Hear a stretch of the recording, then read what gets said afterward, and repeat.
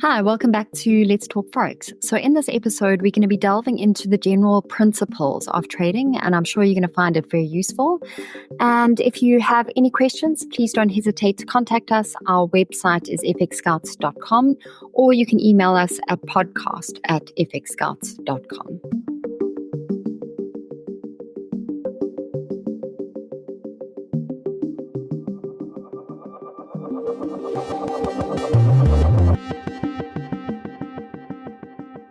Hi, I'm your host, Alison, and as always, I'm joined by my co-host, Chris.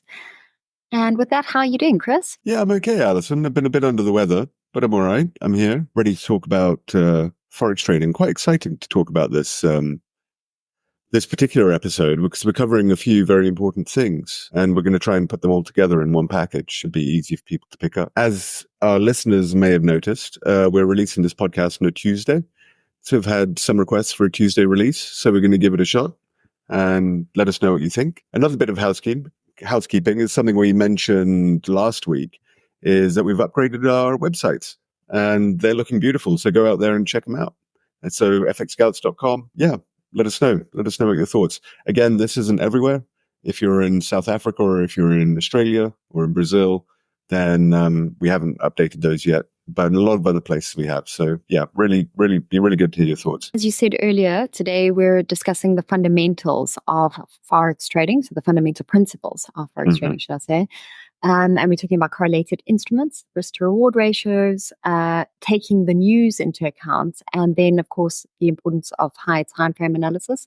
So again, we're talking about the broad principles of trading, not the nitty-gritty or, specific trading strategies. On that note, these are the building blocks of a good strategy. And if you don't have these principles correct and you don't know how to apply them, then you're really not going to know how to create a solid trading strategy.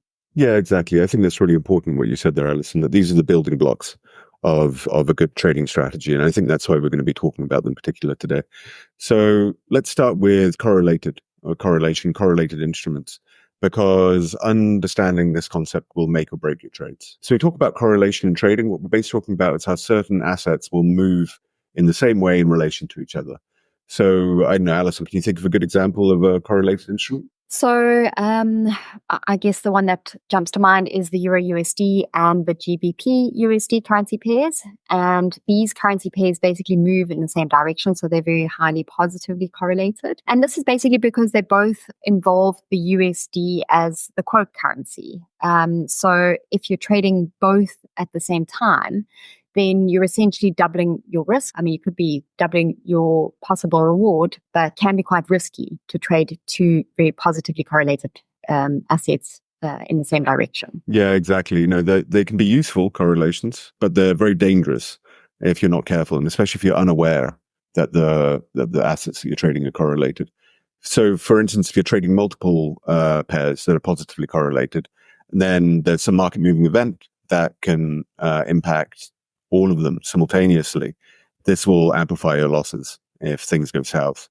So you've got to be careful with it. Yeah, absolutely. But then, on the flip side of that is that you can use correlated instruments to hedge your trades. If you're considering a long position on the Euro USD, then you might consider a short position on the Euro JPY to spread out your risk. But you always want to be mindful. Correlation isn't fixed. And, instruments change over time. So you also want to keep abreast of the news in the various regions just to ensure that the correlation is still intact. Yep, exactly. So yeah, as you say, correlation does change over time. So yeah, moving on to the next principle, which is the risk to reward ratio. It's about how much you're willing to risk for the potential reward. And so managed traders aim for at least a 1-to-2 ratio, meaning they risk $1 to potentially gain $2. So what's your take on this, Alice? Yeah, I mean, for me, risk reward ratio is everything in trading. Without it, you're basically gambling. You're not trading. It also helps you to stay disciplined and not get too greedy, I would say. And this is obviously the key to long-term success. But the difficulty with maintaining a risk to reward ratio is then where to set your stop loss and your take profit. Because sometimes you'll find that you'll set your stop at a certain point which looks reasonable for the trade or for example, where the trade may be invalidated. But this then creates a very awkward risk to reward ratio. Or if you want to then say you find a place where you set your stop loss, but then your take profit is set at a recent high, which would be a reasonable place for that profit target, could mess up your risk reward ratio. So it's not so easy. You've got to keep the risk reward ratio, because if you don't, of course, it could lead to losses over the long term. But you've also got to pair this with having a reasonable stop loss and then take profit level. So it basically means that you have to have rules, but you might have to be a bit dynamic with your risk to reward ratio. Yeah, exactly. And I think that's a really good point there, is that it's really important to have that risk to reward ratio, and it's important discipline to keep it for every single trade. But yeah, you do need to think a little bit carefully about what exact ratio you're going for, depending on the market.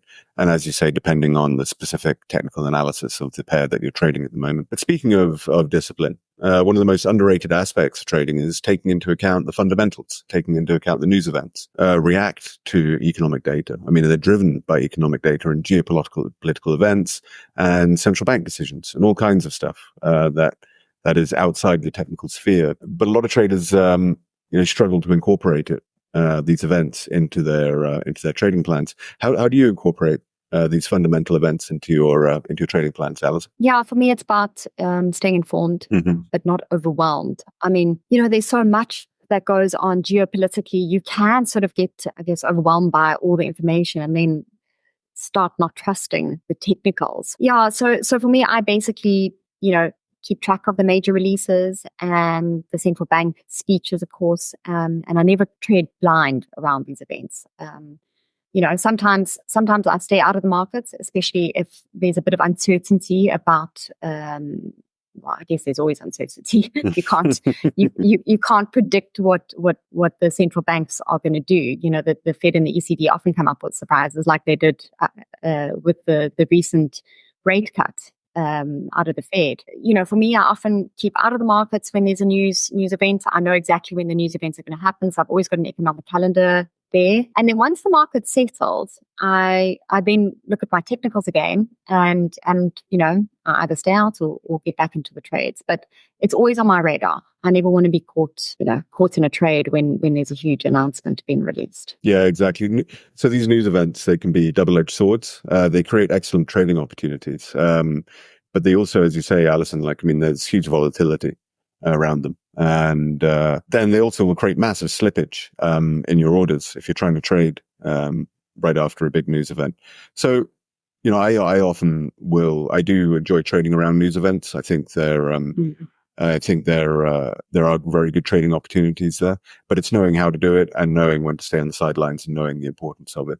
And I think, as you say, Alison, I think for a lot of technical traders, it's just about knowing that it's coming and making sure that you don't have any trades out at the time that could potentially get harmed by the volatility. So yeah, all about knowing when to trade and when to stay on the sidelines. The fundamentals really are your forte, hey Chris. It's really something you really understand very well. So, maybe for you it would you might take that risk, but for somebody like me, I prefer to understand what's happening broadly and then stay out until the market settles. Yeah. And I think that's fantastic advice for a lot of people who are more interested in the technical side of trading. So let's talk about high time frame analysis. That's where you see the bigger picture, and it's something that I find many beginner traders overlook. They sort of just get into their zone and into their time frame, and they don't look at what the market's been doing over the long term. So, even for day traders, I would always suggest looking at the monthly, even the weekly charts, just to ensure where, the broader picture, and what the market's doing, whether it's trending or whether it's, in a range or what's happening in the markets. And from there, going down to the smaller time frames, like the 15 or the 5 or whatever time frame you're using, and looking at the technical analysis from that point of view. Yeah, it's crucial because, the higher time frames, they show you the overall trend in a market. So let's say you're trading on a 15-minute chart and see a nice buying opportunity. But if the daily trend is downwards, then that nice buying opportunity is going to be probably going to be a short-lived pullback. So it's really important to pull out and see this. You always want to align your trades with the broader trend because it's going to increase the probability of your success. Yeah, I couldn't have said it's better. That's a perfect way to position that, Chris. Yeah, it basically acts as your compass. It points you in the right direction. And if you combine it then with proper risk management and understanding correlations and keeping an eye on the news, it could really enhance your trading performance. Yep, exactly. So these principles of trading, the reason we call them principles is they're not just tips. These are essential rules that every trader should follow. And as I said at the start here, they're kind of the building blocks of a good trading plan, having these a good understanding and taking into account these four categories that we've discussed here. You got to remember, I think we've discussed this a lot recently. The goal here isn't to win every trade, but it's to be consistently profitable over a long period of time. Yeah, exactly. And that's where these principles come into play. Just again to recap, we talked about correlated instruments, risk to reward ratio, accounting for the news, and then higher time frame analysis. And I think, broadly, if you understand these principles before you make a trading decision or before you even apply your technical analysis, you're going to set yourself up for long-term success. Yeah, that's well said, Alison. I hope people take this on board and find it useful. But yeah, that about wraps up today's episode. Thanks to our listeners for tuning in. We hope you found this valuable. Yeah. What else have we got to say, Alison? Yeah, and I just want to remind our viewers and our listeners not to forget to subscribe. Every week we're going to provide insights and tips on navigating the perilous trading world. And if you have any questions or topics that you want us to cover, drop us a message in the comment section or send us an email to podcast@epicScouts.com. Superb. Thank you so much, Alison. I look forward to speaking to you next week. Yes, cool. Thank you, Chris. Cheers. Bye.